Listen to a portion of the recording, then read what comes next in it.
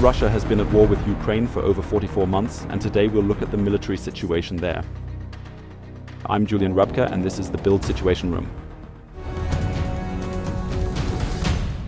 And we're starting again with the situation in the city that's on everyone's lips right now, at least on the lips of Ukrainian President Volodymyr Zelensky and Russian leader Vladimir Putin, namely Pokrovsk. We're going to look at the situation in the city first, and then try to look at the different nuances and different perspectives on the war and on the battle there.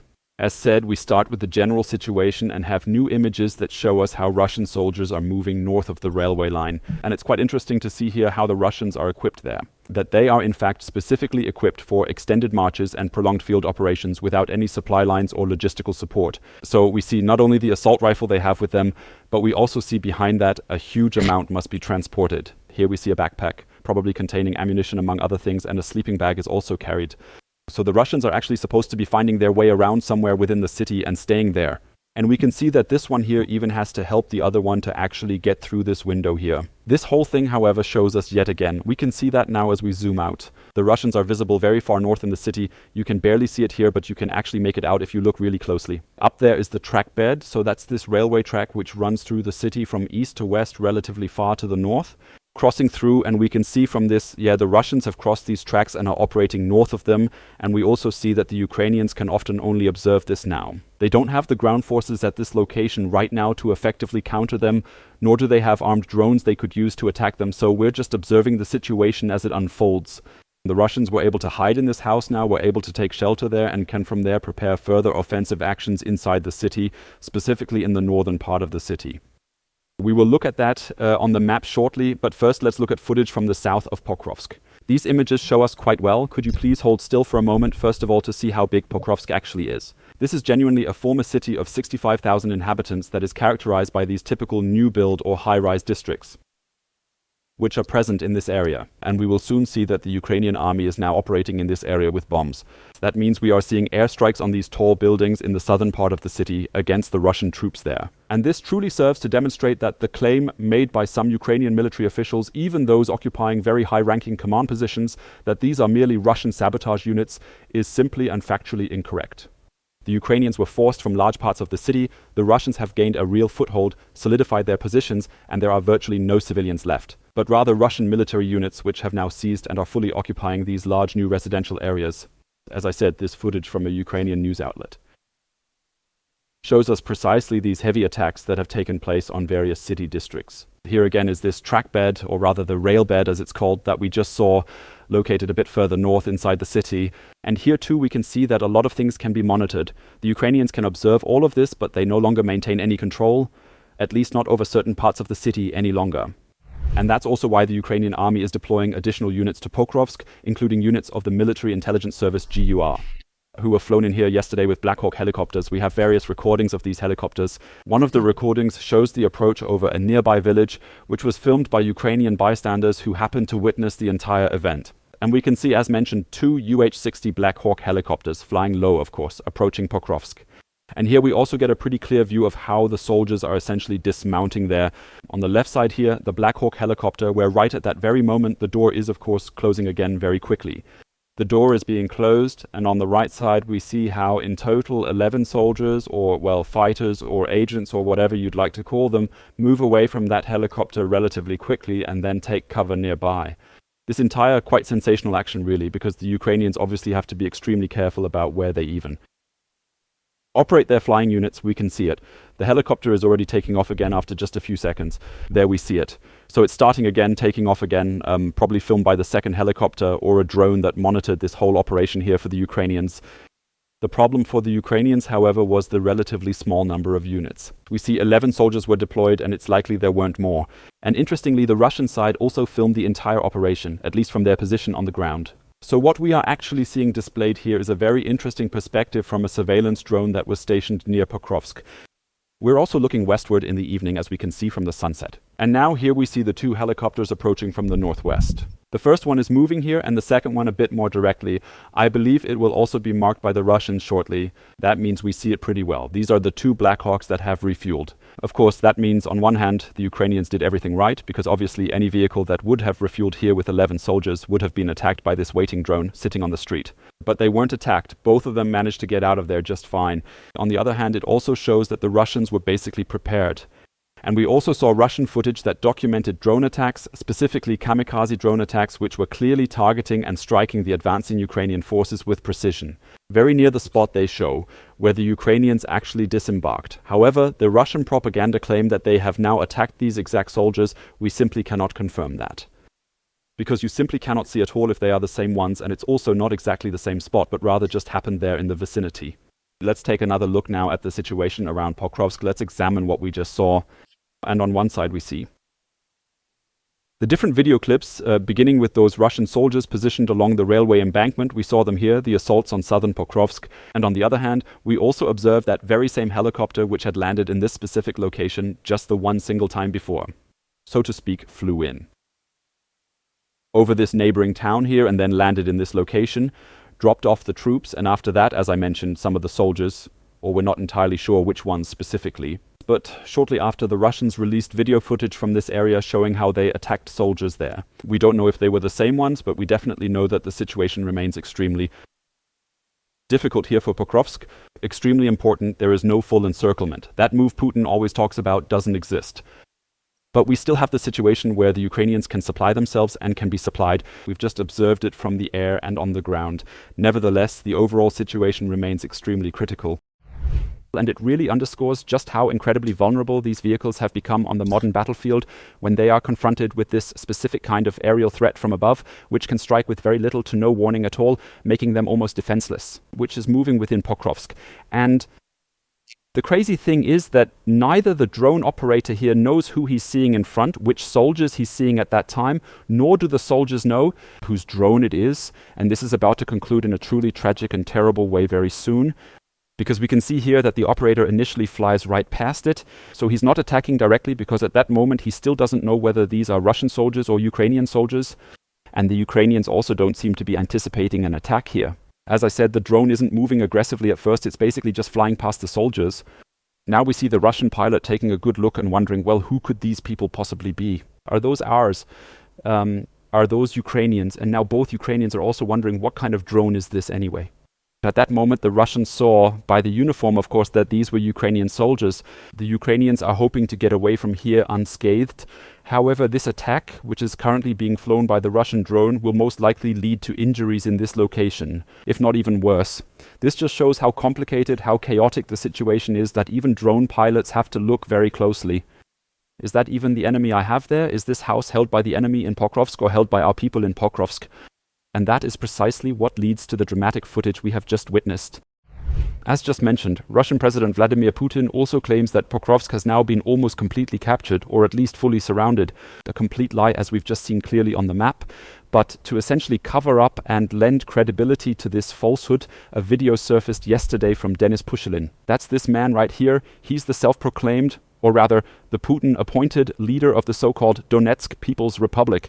And this Mr. Pushilin published a video yesterday from within the rubble of a city, with soldiers standing behind him. Also, we can see it right there. Here we see them moving. And Mr. Pushilin claimed that they were heading in the direction of Pokrovsk. The Russians call the city by a different name, the old Soviet one.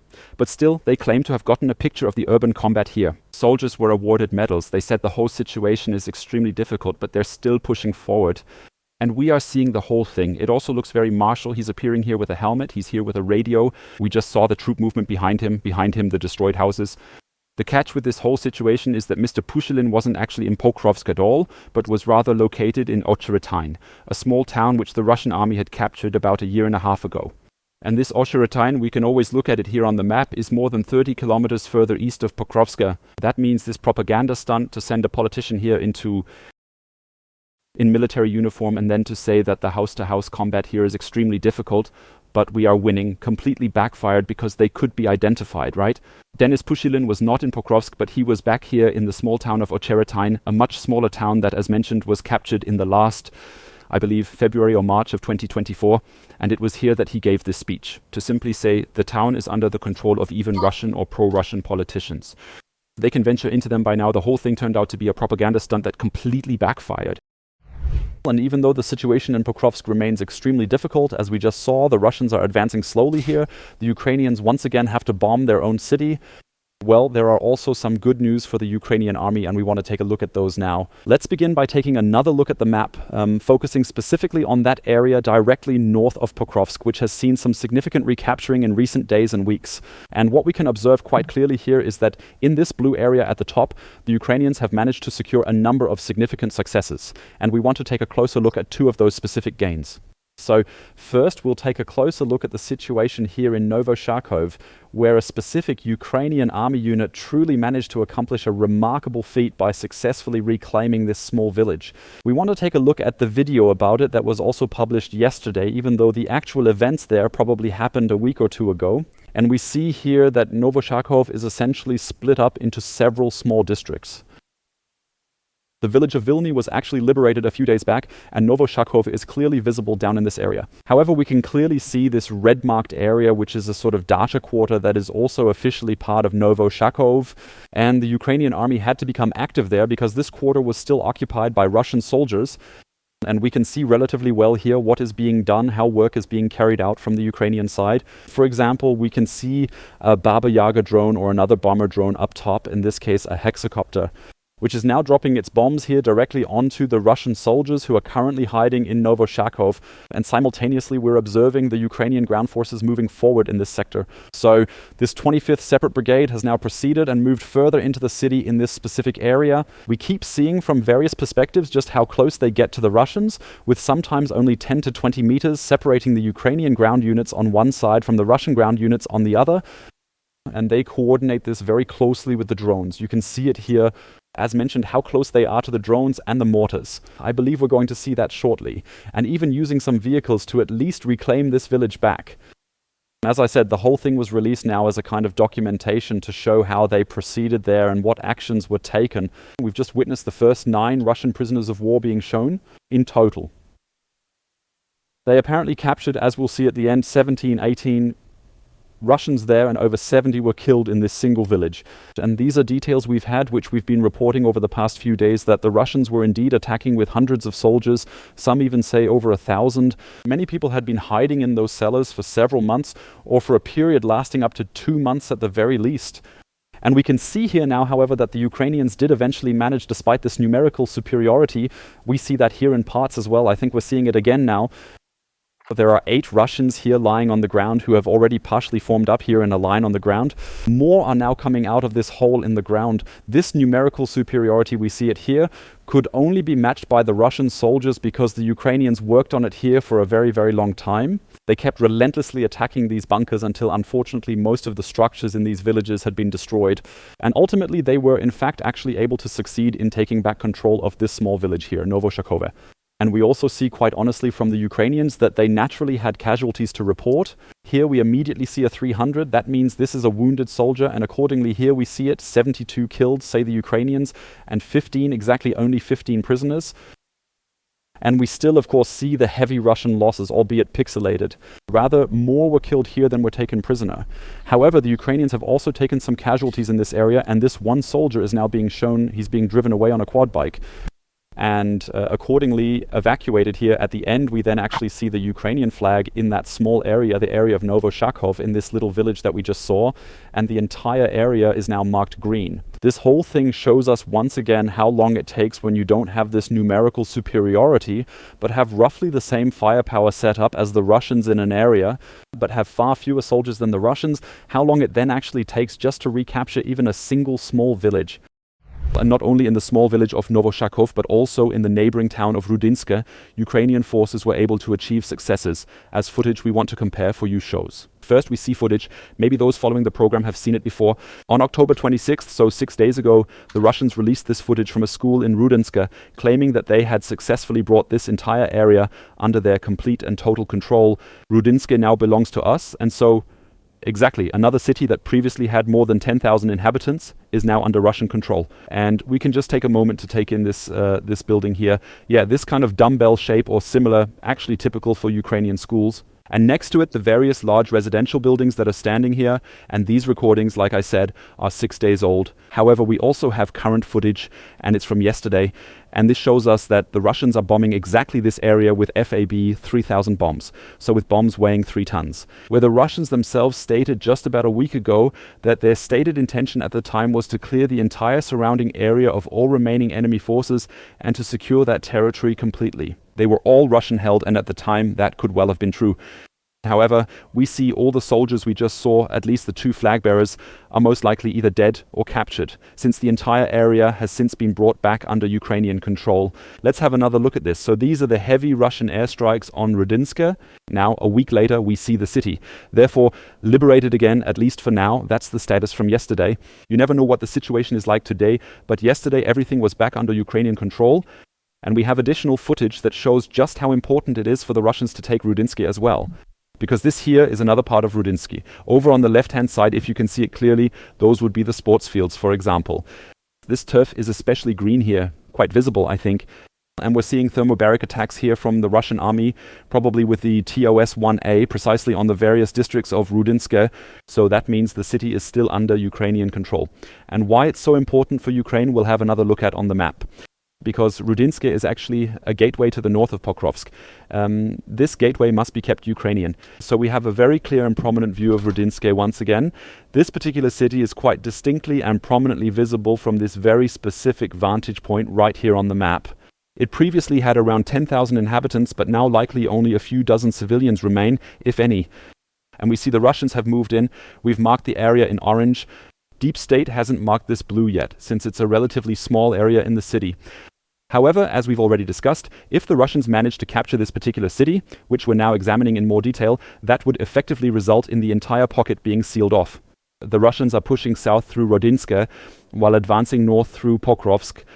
Myrnohrad, once home to around 41,000, would be encircled. Ukraine is making a major effort to prevent that. In some instances, we've seen that they are also successful. From the east of Ukraine, we go to central Russia, to Vladimir Oblast, an oblast near Moscow. We'll look at the map in a moment, and we can see that in this oblast, a substation was hit by Ukrainian drones the night before last. Once again, we've got a first hit here, which was filmed by surveillance cameras in Vladimir city, which shares its name with the oblast.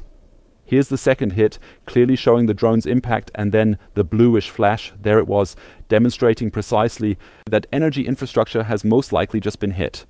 We then also see footage that was recorded in Vladimir specifically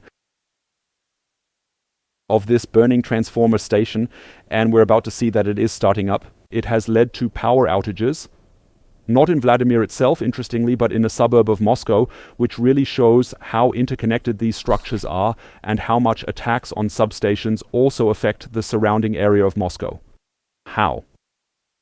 The situation is in Moscow itself. We've also memorialized that on a map, so to speak, to show that yes, Ukraine is still capable of striking about 600 kilometers inside Russia. Moscow, the capital, you know it, Vladimir, is still about, we see it here, that's about 200 kilometers further east of Moscow. The attacks on the substation occurred right here. The power outages were roughly in this area, as mentioned, southeast of Moscow. This indicates the power grid continues to be under attack from Ukrainian forces. And Robert Majar, the head of the Armed Systems Forces, the unmanned systems branch of the Ukrainian army, said again today that in the future they will attack so forcefully that all Russians will have to prepare themselves to use candles and lighters to make light for themselves. So basically they've announced that these attacks on the power infrastructure, which are intended to cause blackouts, are going to be expanded even further. And another strategic attack was carried out by the Ukrainian military intelligence agency GUR yesterday, or rather they published it yesterday, specifically an attack on the ground within Moscow. Let's take a look at this. The GUR has now first published a map to show that we are still in the Moscow area, no longer directly in the city, but still in the oblast. We can see it up there. And at this location there was apparently a breach of very important pipelines that were used solely and exclusively by the Russian military forces for their operations. These were pipelines that transported gas, gasoline, and also kerosene all the way to Moscow, to the respective military bases there. We don't know for certain if that's true, but the images are quite telling. Well, we can see immediately on one side that guards are being shown, not from aerial footage or drone perspectives, but rather by GUR agents who were actively operating directly near Moscow.